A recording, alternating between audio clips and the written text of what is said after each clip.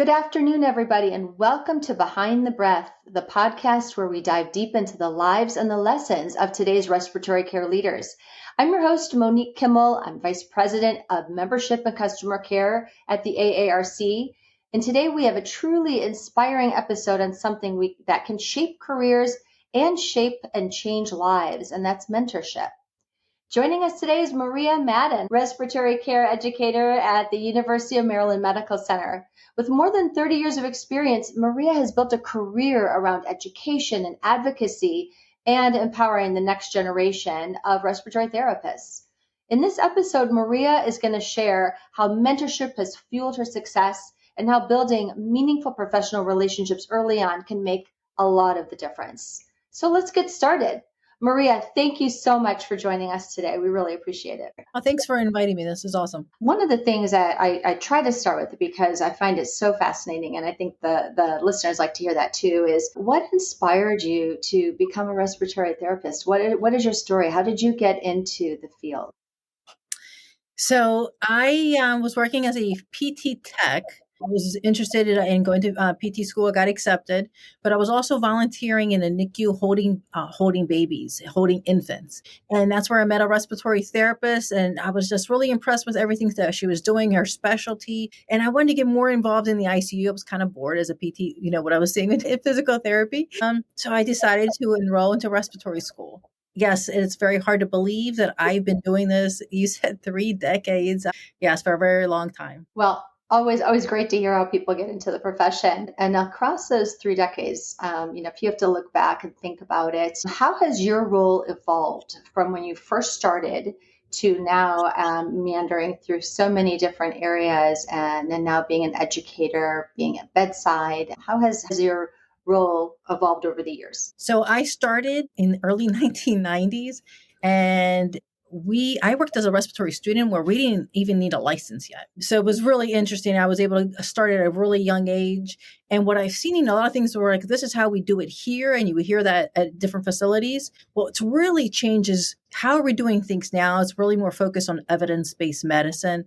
So it really has evolved since how we were doing things before, really trying to, prove what we're doing is actually making a difference and looking at the evidence. And so again, seeing how research is making a difference in our profession. That is really good to hear. And I think you're right. You hear a lot of times students are more like apprentice and they're following and looking, but now there's so much else. And the career itself has just grown so significantly through the research efforts and the advancements in the field generally. So the focus is on today's mentorship. And what I would love to hear is early on in your career, did you have a noteworthy mentor? Did you have somebody who really helped to inspire you, and perhaps several who helped you within your field? I did. So I always like to say I grew up as a respiratory therapist at the Arms Cali Shock Trauma Center, which is now connected to University of Maryland Medical Center. I grew up wearing pink. The pink scrubs are specifically for the Shock Trauma Center. But yes, I was a young student and then became a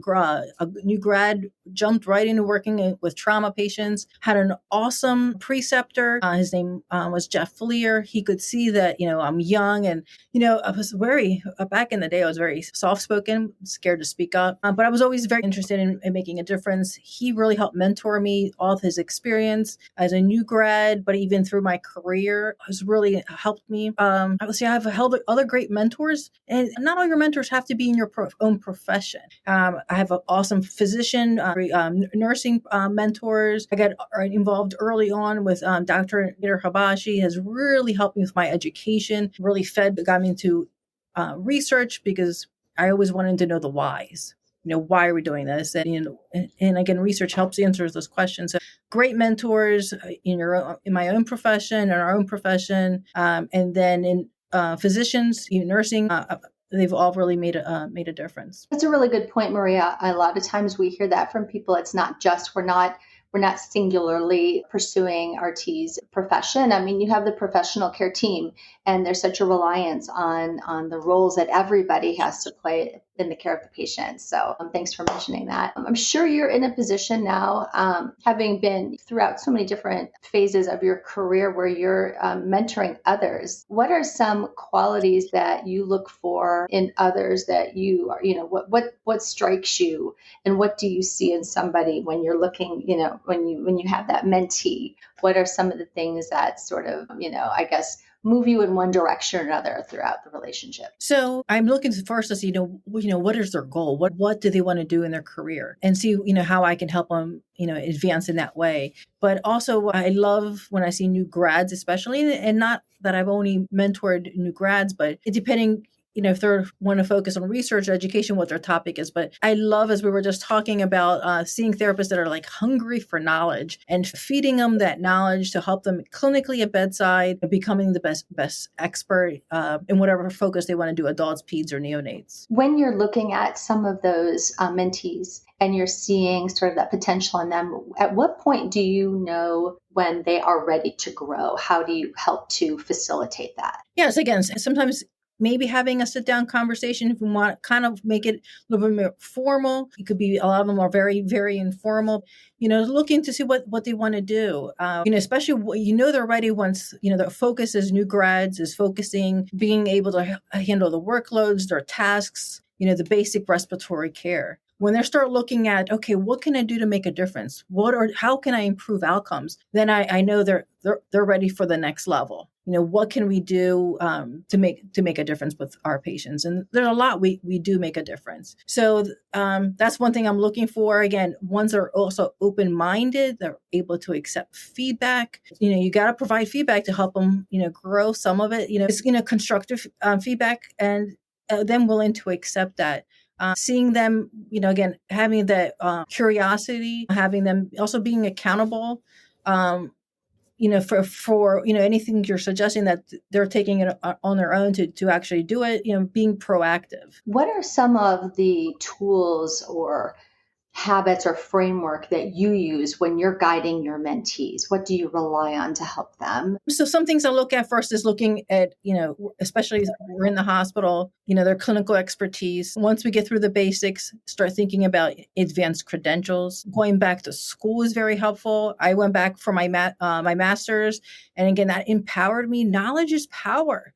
So those that only have an, AA, encouraging them go back to school, BS program, master's degree program. That's where I actually met another great mentor of mine, Dean Hess. He was my professor for a year, and got really involved with things with him with the ARC. He's one I could call as well when I have a question. But yes, first, in getting them involved, education. Education is power. Then looking at, the professionalism. A lot of these new grads, this is their first professional job. So again, acting, what is being a professional? So kind of I cover that in orientation, and I actually did cover that again with all our staff this year. Being a professional, being accountable, being in getting involved. Once we get through that, then I'm looking, okay, what is your goal? What are you looking for with our profession? You want to continue just, being an awesome specialist at bedside? Do you want to get into education, research, leadership? And it's very, very similar how the ARC's emerging leadership program is.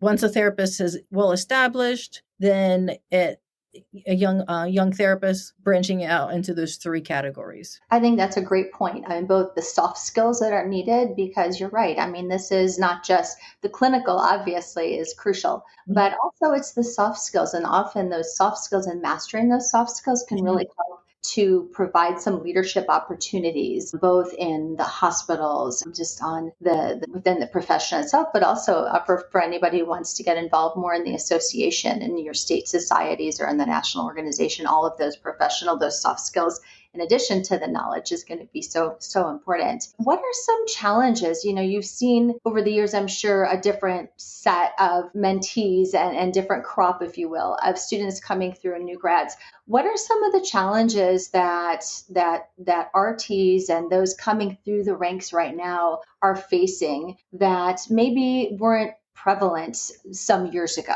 I think there's just there's just so much information out there in the respiratory world and knowledge.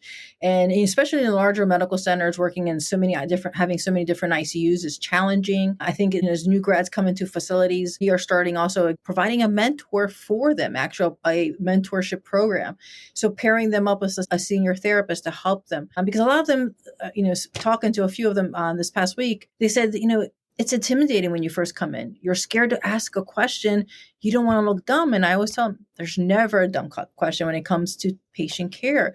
But, having a person for them to go to, they can reach out to, that they can ask these questions. So pairing them up, knowing who their mentors can be on their own shift, especially, is very helpful. And then just like you just mentioned, and just making them aware of a lot of the information out there, like you just mentioned, going to state societies, on the AARC website, covering all the great information. Hey, here's more education material. You could ask questions in the specialty sections. A lot of them, I hate to say, are not exposed to that right away in school. So that's something I like to hit right away. Again, you're giving them tools where they can get more education, ask their questions. No, that's a really good point. And I think those changes that you're seeing are probably also daunting in some ways, because they do have so many more choices and they're made more aware of those choices because there's so much out there online. Mm-hmm. I'm sure trying to hone it in and really try to find, but being exposed to a lot of different career paths too, like you were saying, is so important. A little plug, we have the Mentor Hub on the AARC Connect that does exactly what you're talking about. I'm glad that hospitals are doing that as well. The more the merrier, but it's a nice official way sort of to get in, and it's like a mentor match without that element to it. But it's just connecting mentees and mentors and helping to guide those journeys. What advice would you have? I know, again, you've seen a litany of different classes come through as an educator, and I'm sure there's some standard advice that threads through all the years. So what would you say? I mean, what are some things that you would tell somebody who's just starting out? What advice would you give them? I definitely would say, do find a mentor, someone that you're comfortable with, to help guide you. Again, because I can tell you, my mentors really helped me grow in my profession. So finding that person that you could rely on, and not just in the hospital, but what is your next goal? What do you want to accomplish? Find someone that is a great leader in that type of position. If you're looking to get into leadership, finding speaking to your management team, great leaders to help you, assist you. Again, going back to the AARC, the great leadership programs they offer, depending what they want to go to, finding someone down that path. How do you see sort of the role of mentoring shaping the profession? Is there something like bigger picture is more needed? How can this continue to grow and help people? Yeah, I think mentorship is very, very important in our profession. Helping pull the next generation, to our next level and exceeding our level, giving them the tools, guiding them the right way. Our field's evolving, and there's just so much we could be getting involved in, helping and being them, exposing them to that, and showing them other possibilities. So again, continuing your education is really important. Networking, I think, is really important. That we don't all specialize in everything. I know, you're interested in maybe something that I'm not involved with, but I know so many people, again, the networking, that I can get you in the right contact. So communicating is really key. These new therapists or one that's looking to grow is communicating, networking, and we're all willing to help each other. We're a team. I think that's a great point. And I think just making students aware too, and early grads, of the opportunities, leadership opportunities, again, not only at the national level, state societies, within hospital programs, within residency programs. There's just so many, but I think helping to guide them to those, and you don't know what you don't know at that when you're just starting career. So I think that it cannot be understated how important that is to get some guidance from people who've walked in your shoes. So it's awesome what you're doing with this. Sorry, what were you going to say? Yeah, I enjoy the fact I enjoy it. Seeing someone doing well when you're mentoring them, that's the reward. Seeing them smile and achieving their goal is very rewarding. And some of the folks that I've mentored, some are looking for getting into a research project. I want to shout out to one of my coworkers, Martin. He did his first abstract presentation last year, and just seeing him do an awesome job, succeed, and he said to me, I want to come back next year with another abstract. So again, it's just very rewarding being a mentor and seeing that. Yeah, so there's the kind of the paying it forward mentality a little bit, but you've had so much help in paying, but also just like you said, just being able to light that spark maybe under somebody and have them, realize their potential, things that they maybe never had thought to explore before. That's really powerful. That's great. If you were to look back, and what would you say, like way back when you started first in the field, what would you tell your younger self? Oh boy, don't be scared.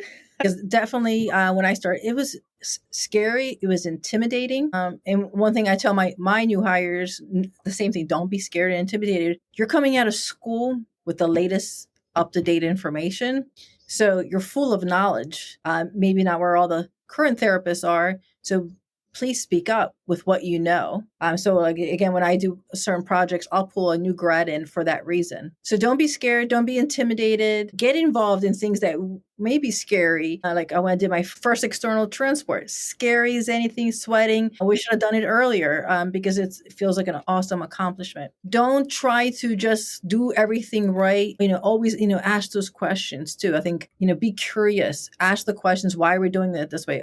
And the answer shouldn't be, this is how we've always done it. So, and that's where we're starting to look, is this the right way of doing things? I think that's an important question. One last question, and again, so appreciate your time today. What would you say to some of the mentees out there who, to your point, are just starting, they might be scared? What would you say to them to help encourage them to enroll, for example, as a mentee in an AARC Mentor Hub, or to even reach out within their job? How would you sort of encourage them to take that step?